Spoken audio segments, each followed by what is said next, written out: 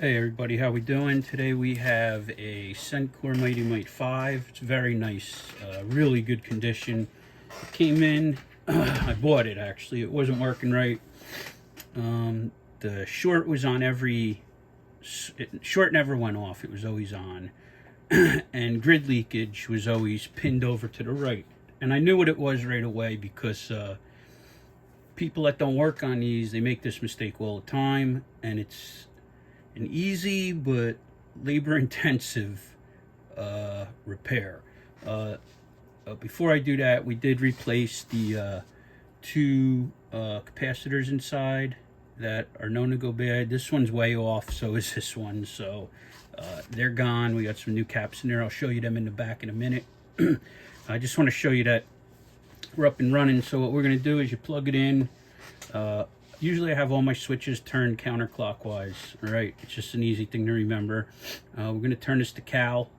Now when you turn this to cal, I don't have the frame on right now, right? We're going to use this little cal knob here, potentiometer, and that adjusts for your line voltage. So if your line voltage is a little higher than mine, meaning your plug where you plug it in, say I'm at 120 or at 124 or 125, that's what you're going to bring this to that cal. There's a little, I'll show you.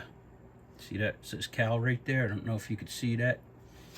Get that in there for you. See cal right there. So we're going to bring that in there. Might look a little off on the screen. I can't see what you're seeing. So we're on the cal. Now we're going to go to short, and we want to go to 0. And we're right on 0. So that's how you tell if this is calibrated. There's not too much else to check the calibration on. You'll also be able to tell when your tube is going bad, when this is wandering, if this doesn't go back to 0 or it does. It's easy to adjust. You just got to read through the book. The tube gets weak, it needs adjustment. Usually have to calibrate it every year. So right now we're calibrated. I'm set up for 6L6 and I'm just going to test it. I haven't tested a tube yet in it. So we're going to plop a tube in.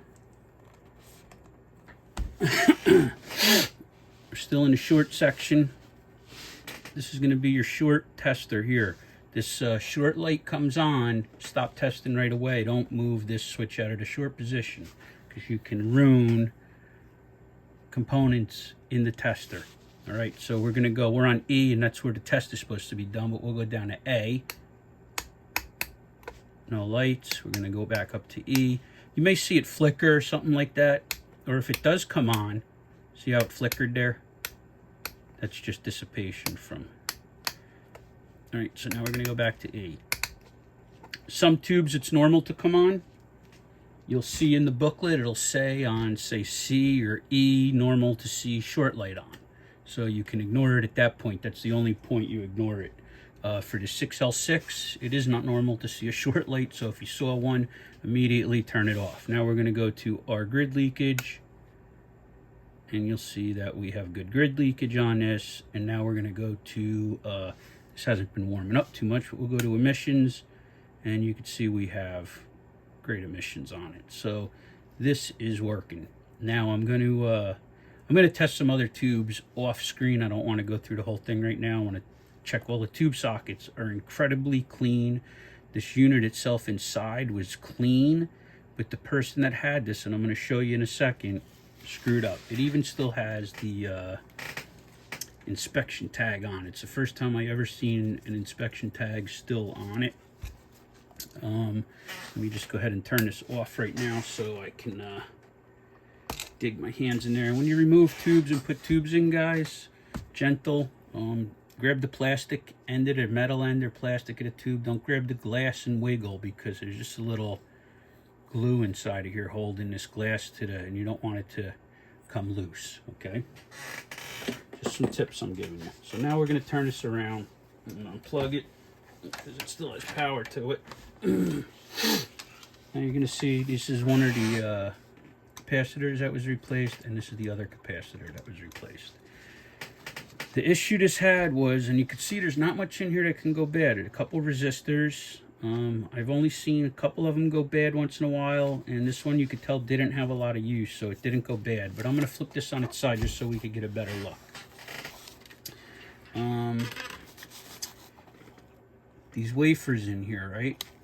These switches. People go in, they want to clean them. That's fine if you know how to clean them. Number one, the only cleaner you should be using on this is a contact cleaner on a Q-tip. And I don't even like using contact cleaner because a lot of them have residue.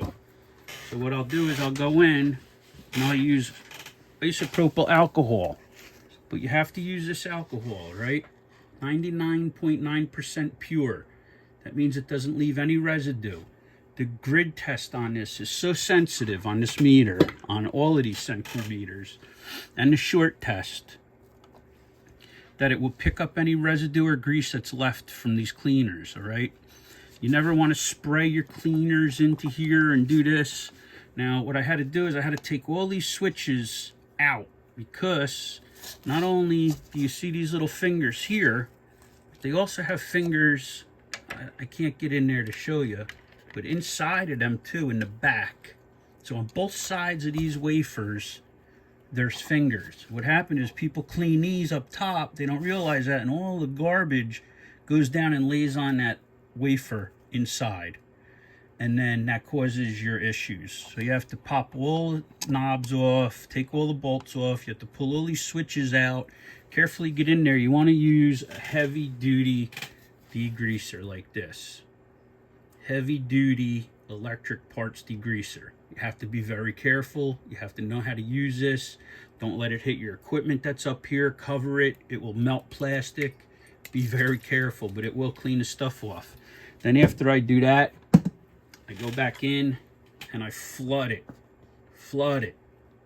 with this alcohol, okay? Then I go back in and I blow it out very gently with air. And that, if it doesn't clear your grid and short issue, you have to go back and do it again and again and again.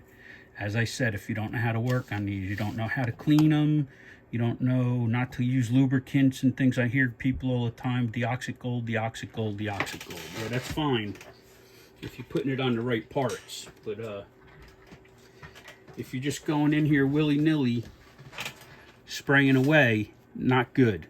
So if you have questions and you're going to do it, drop me a line. Ask me, what kind of cleaner can I use?